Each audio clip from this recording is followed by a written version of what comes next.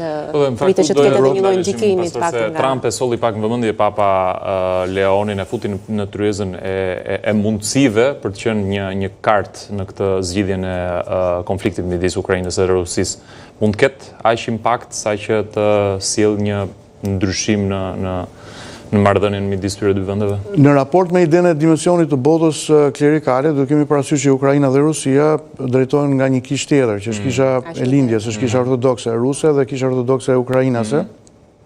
Madje edhe në Ukrainë ka ndikim jo të vogël kisha ortodokse ruse. Si është marrëdhënia e kishës katolike me kishën ortodokse, pastor? Ekzistojnë disa këshille, një këshill është këshilli ekumenikal i kishave, është këshilli botror i kishave, ku aderon kisha katolike, kisha ortodokse. Për këto, pastor? Mbase për faktin se në këto këshilla trajtojnë çështje të cilat nuk janë çështje me interes të gjerë publik në mënyrë të drejtë për drejtë. Por janë këto çështje që ne po diskutojmë tani, çështje që lidhen me qëndrime të caktuara. Po thoja që shpresoj që të jetë të ketë një ndikim të jashtëzakonshëm në raport me idenë e dhënies fund të kësaj lufte, pasi edhe presidenti Trump, një nga deklaratat e tij përpara, unë dëgjova vetë në Washington DC kur isha një vit përpara fillimit fushatës presidenciale të këtij mandati, që Trump i tha 24 orë të ardhshme, pasi unë të hyj në shtëpinë e Bardhë si president, unë do të ndaloj luftën. Natyrisht lufta nuk u ndalua 24 orë pasi ai hyrë në shtëpinë e Bardhë, por një nga përpjekjet kryesore që ai bëri dhe vijon të bëjë në vijim, është pikërisht ndalimi i luftës. Tani ndalimi i luftës, sikundër dhe fillimi i luftës, nuk është me kosto, nuk është pa kosto, pra ka një kosto shumë të lartë. Për Ukrainën si ka një kosto, ka një kosto marrëveshje, kompromisi. Por ai po përpiqet të provon gjithë. Po shikoni, në fund ditës, ajo që vlen, ajo që ka rëndësi është jeta njerëzore. Fatkeqësisht, jo pak na mëson historia në raport me se si janë trajtuar jetët njerëzore, shoqëria njerëzore nga liderët të caktuar të kombit. Me që jemi këtu, pastor, nuk e kisha në mendje këtë pyetje, po situata në Gaza të bën përshtypje? Unë e kam deklaruar dhe të jam shumë njohës. Të falenderoj shumë, nuk e dija që do bëj këtë pyetje, po të falenderoj që ma solle pyetjen, sepse jo thjesht bën përshtypje, por trajtimi i qytetarëve, civilëve në një mënyrë genocidiale është ajo që historia më vonë, mbase sot jo, por më vonë do të trajtojë si turpin e historisë postmoderniste.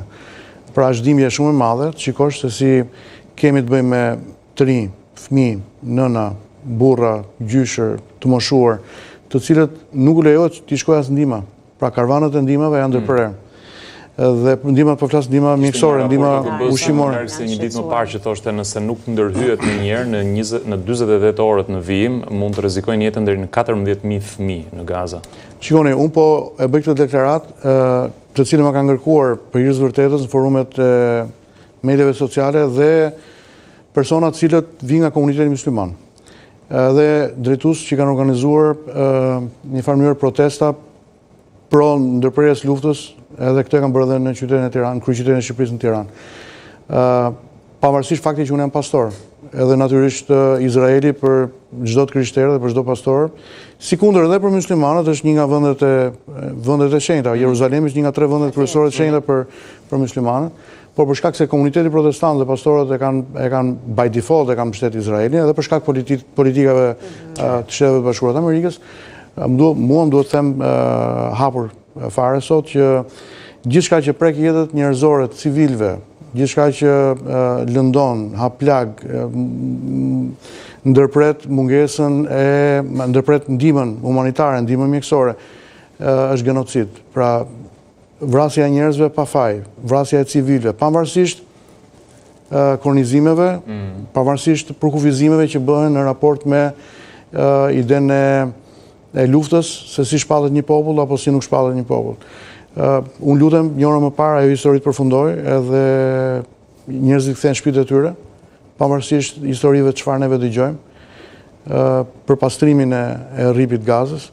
Pra ky është qëndrimi im publik, mbase unë jam pak më shumë pro forcë se sa duhet.